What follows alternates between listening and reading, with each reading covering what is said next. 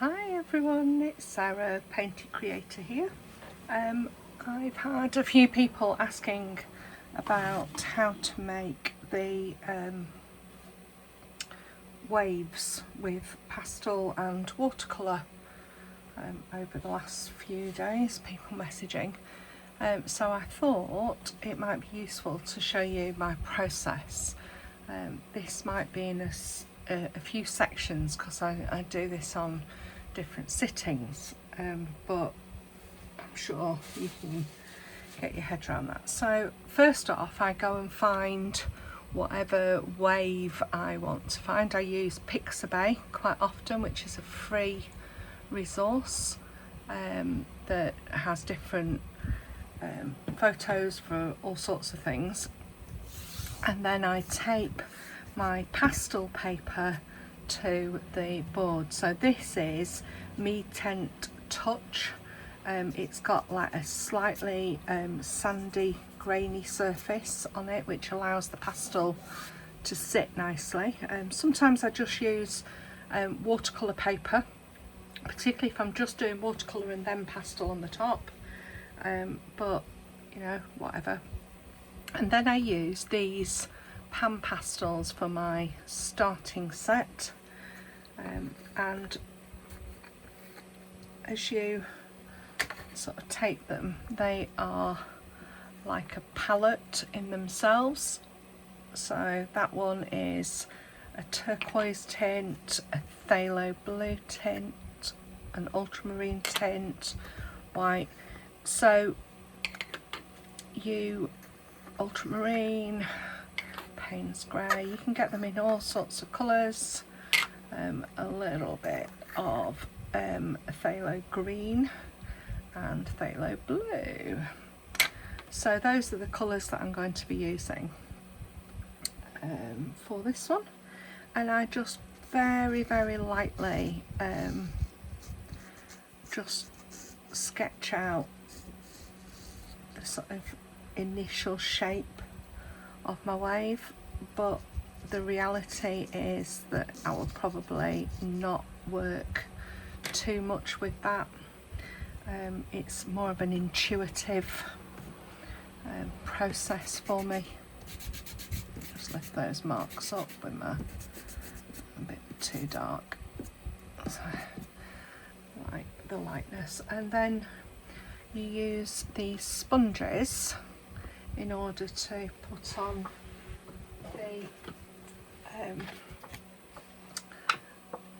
the Pan Pastels. And I use a leftover piece of paper, and this is the side of a painting that I've cut up. And I can use this because it's got the same sort of colours that I'll be using on. So I literally just stroke Pan Pastel, and then on the paper I just work it a little bit, check the colour that I want, and then literally just paint on using the pastel. And just like watercolours, we tend to work light to dark on this, and unlike watercolour, you can always cover the space, so it's quite a nice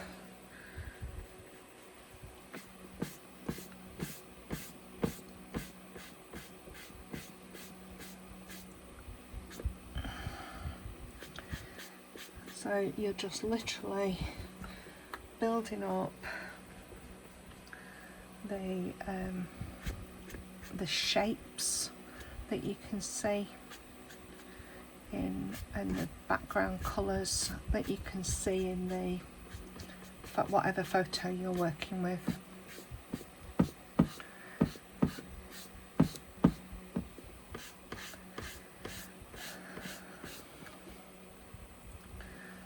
It's a bit dark, I'm just going to put a little bit of a lighter colour over the top.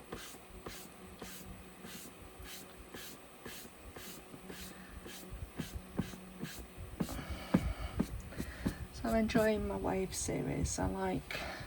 Love the sea. I love the variation in the sea.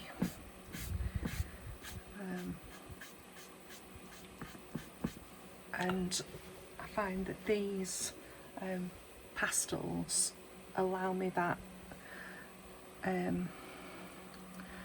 space to sort of express myself that I struggle to get with just watercolour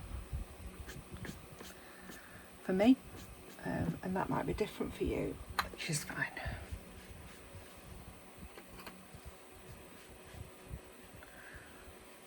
So I'm just working the lights.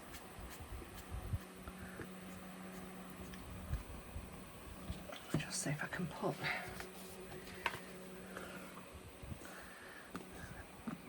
picture where you might be able to see it a little bit. Oops, a daisy, that's my fan. It's a very hot day.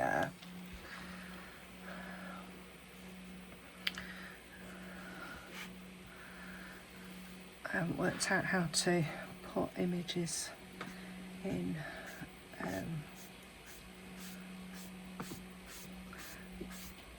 YouTube videos yet.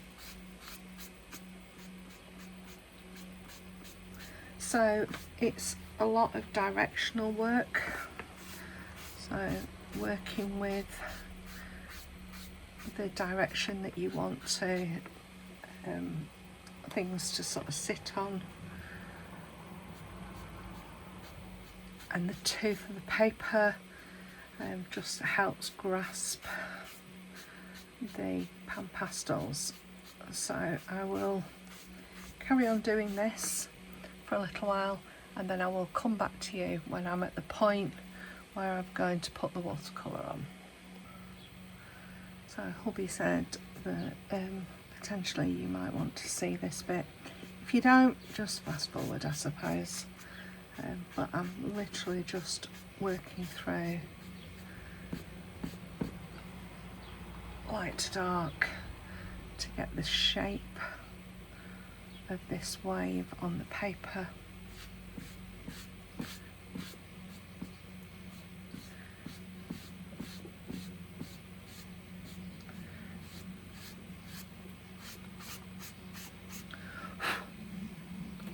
You only need a tiny bit of colour on your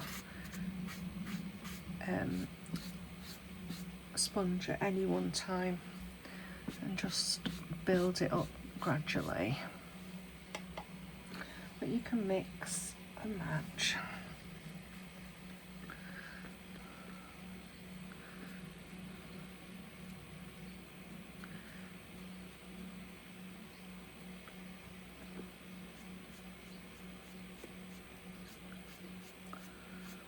Always trying to sort of remember the direction of the strokes.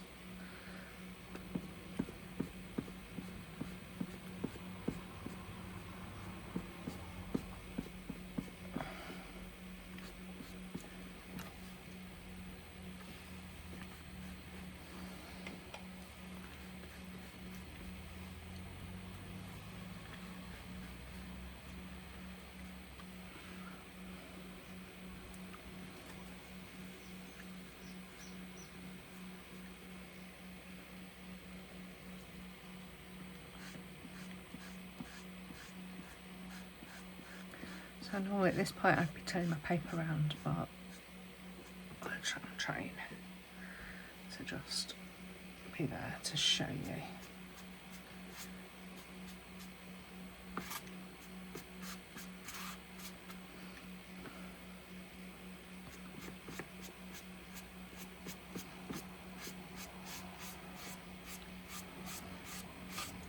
So I don't have a lot of Pan Pastels.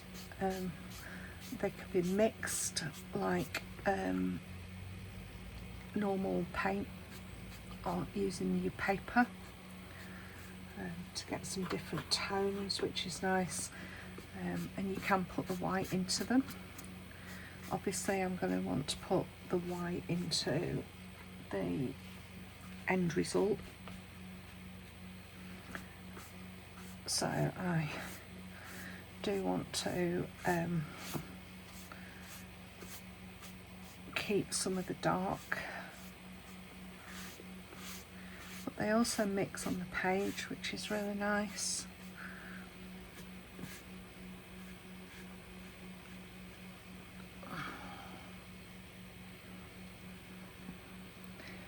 Across here there's a wave edge that I want to put in.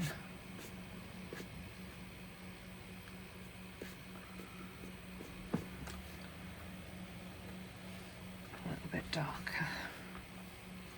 A little bit of phthalo blue and some Payne's grey.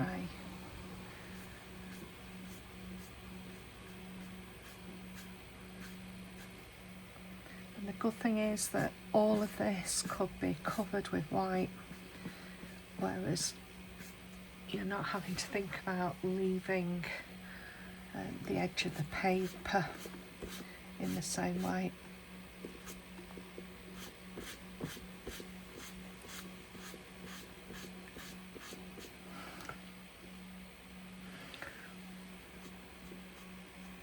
I just wanted to bring that a little bit more forward there, so it wasn't in a straight line.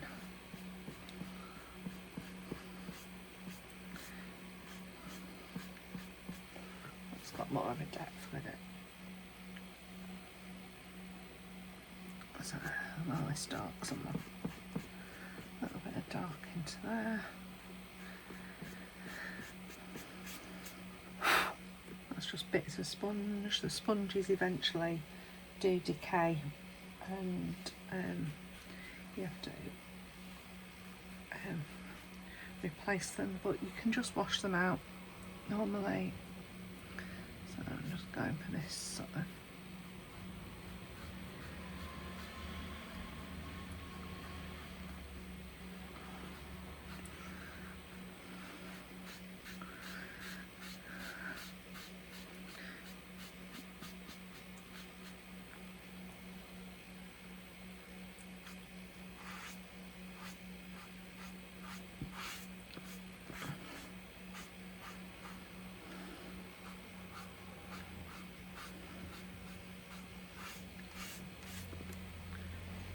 a shelf of colour here that goes into like a greeny colour.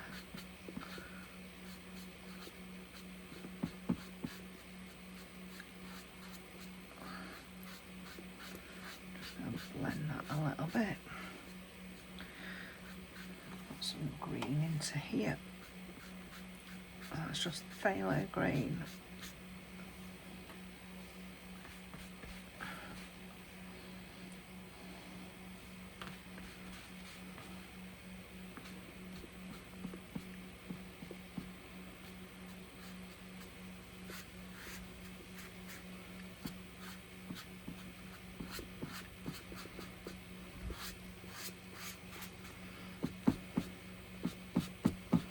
So if you're enjoying this, let me know. I don't know whether you prefer just watercolours or a bit of mixed media along the way. That's an interesting question. And as usual, if you're enjoying it, please drop a comment. I do like the comments, and I do try and get back to the comments, because I don't know whether you're enjoying the channel or whether you want something a bit different along the way, and the only way I'll know that is if you tell me. So I'm just going to drop some darker green and a bit more Payne's grey into there to sit under this way, because that's going to be the darkest bit.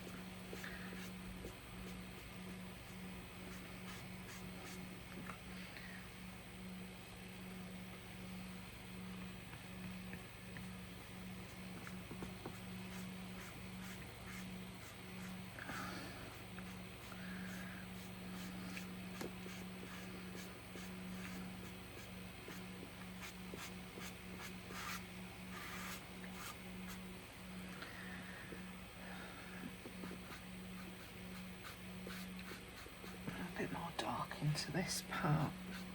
It's just Payne's grey. Because it's translucent, it just lets the colour shine through. I'm going to put some watercolour on the top. That's about it for there. I'll just put a little bit more of this ultramarine tint across.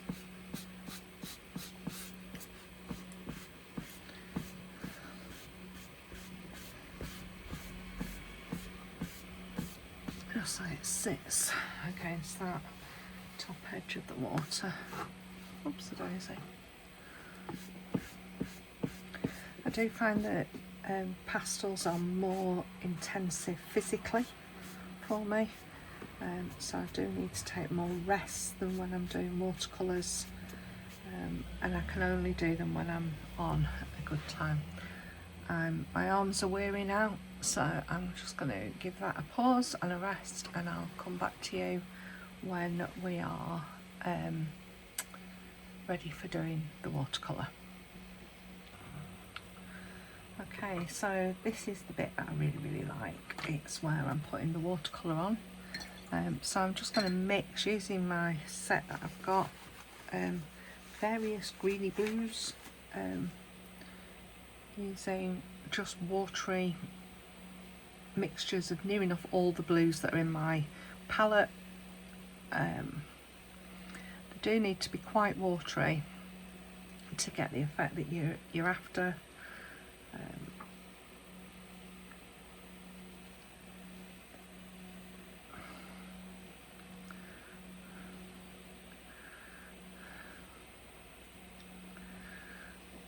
So you're just mixing up a mixture of blues,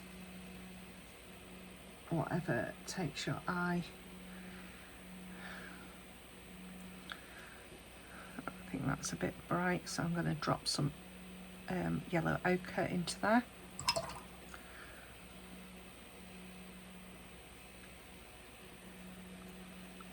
There we go, a bit more yellow ochre and we'll get a nice turquoisey green. That's a nice green. I can definitely see some ultramarine blue in there.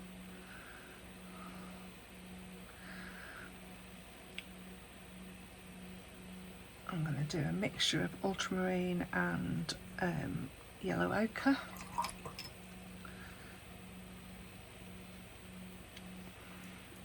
Just to have a different blue, bluey green. Nice greyed green. Just going to drop a little bit of red light into that one. Make a more purpley tone.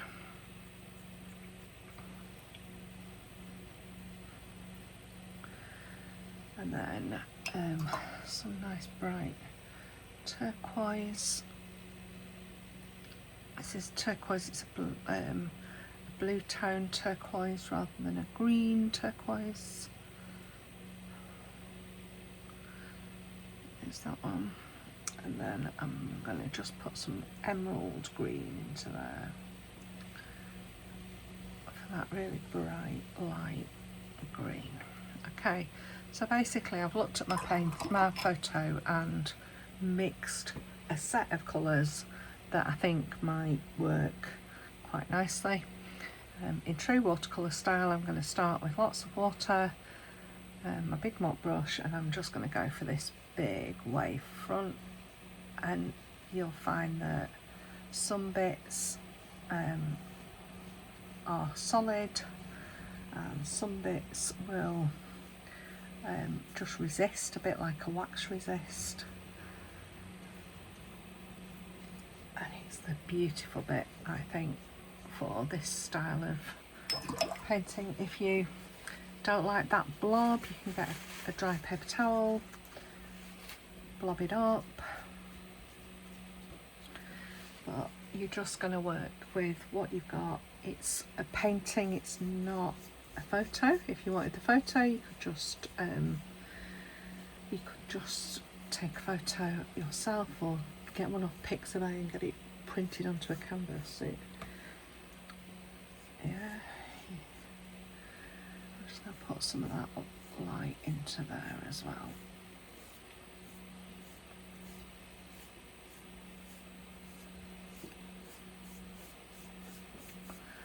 Some clean water.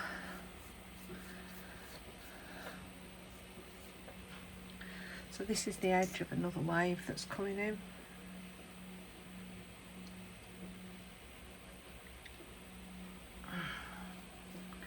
So because it's translucent, it will pick up the colour of the pastel underneath the paper as well, and let that shine through. You can drop in different colours and it will blend on the page.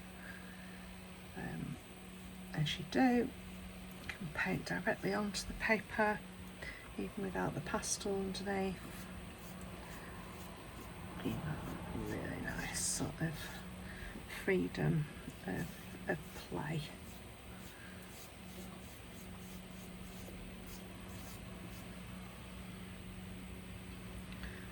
So I'm just picking up those colours and building the shape of what I want. Still working light to dark.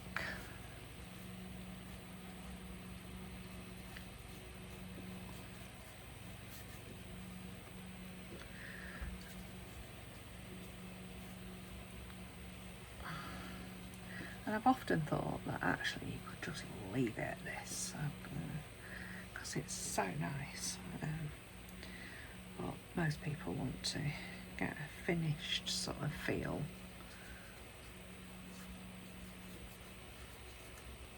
And it just adds a little bit of texture and movement into that wash.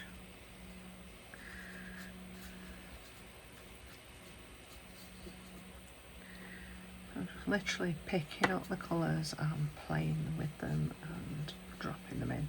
I will go in with some darks in a little bit, because we all need the darks. Like normal, they will lighten around about 10-20% lighter.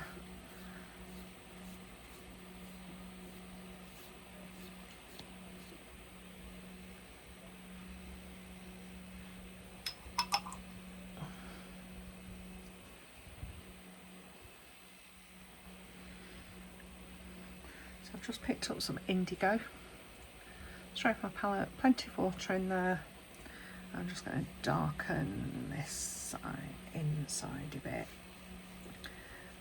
because this is going to be where the lightest parts are. I just want to darken some of that.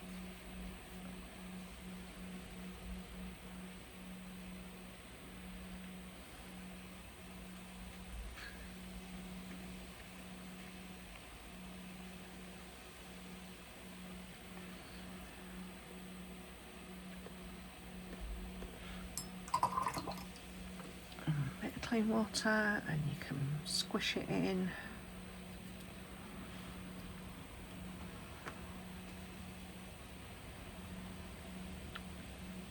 Just play and have fun.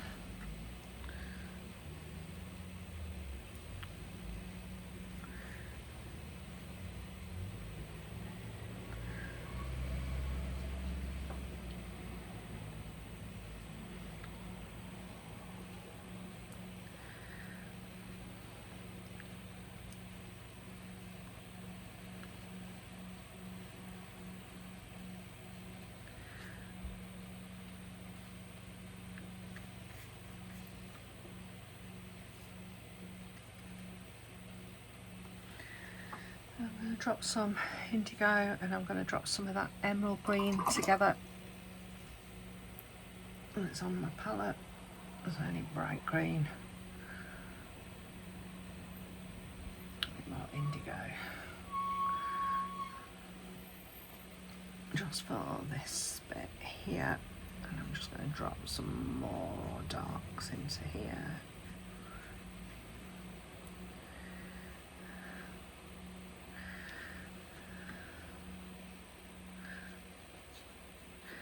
green separates beautifully, because that's what's going to happen.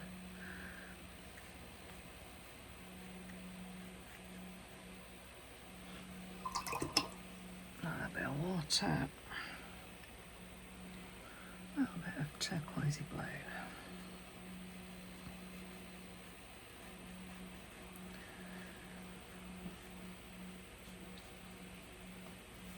And I'm just mapping out any other little bits of darks that I want looking. Are there any other bits that I want to just add in to add to that feel? Letting it just sort of do its thing. I'm going to actually turn this way and just help that go and settle in the right direction. I'm just going to soften that edge out here with a bit of a damp brush.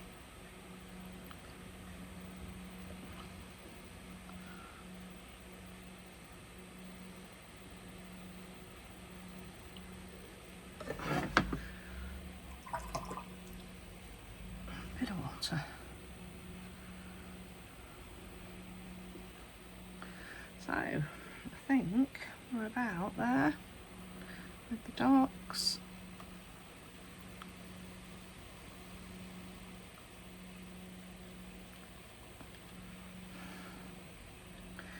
There is a dark in here, which I'm just going to put in with this. Put a bit of turquoise in there as well.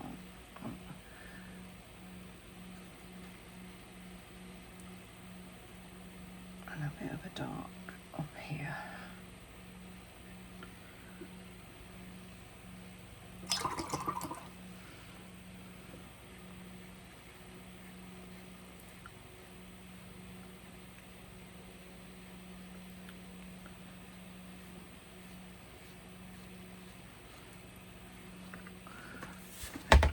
That way, so I want it to run down. Okay, time to stop. This is an underpainting, so I'm going to leave that to dry off. I might just drop a little bit of clean water into here, just for a bit of texture.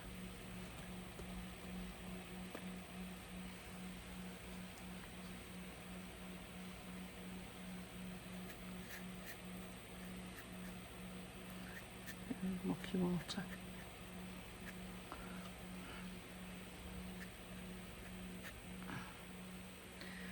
Okay.